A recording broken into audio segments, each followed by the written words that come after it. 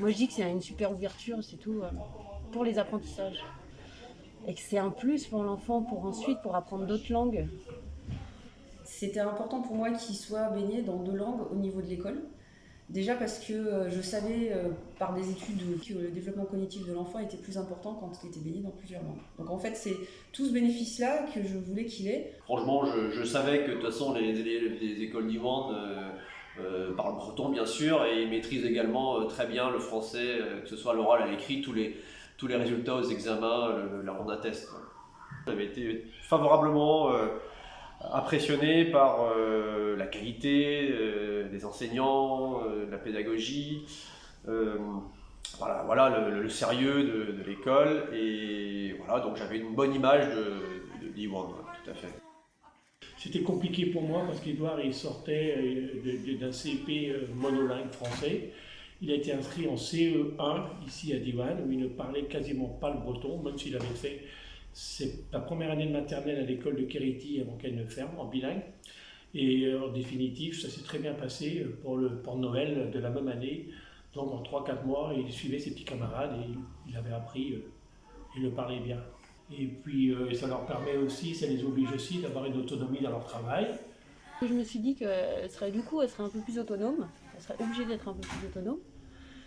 Et en même temps, moi son père et moi avons appris à certaines sonorités, mais dès tout petit, donc à son niveau. Donc on a appris avec elle quelques bases.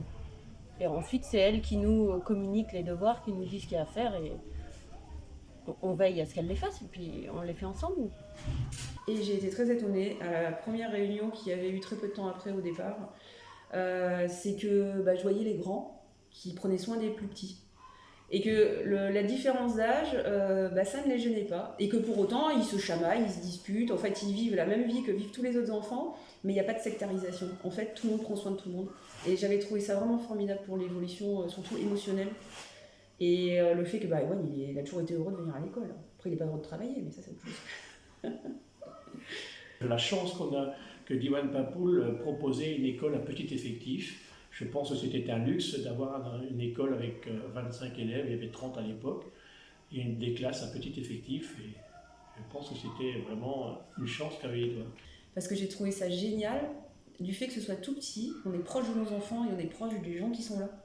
Et donc de voir la maîtresse, c'est pas compliqué, de voir les autres enseignants pour quand ils seront plus grands, c'est pas compliqué, de discuter avec les assistantes qui sont là, c'est rien de compliqué. Et j'ai vraiment l'impression de voir dans quoi évolue mon enfant.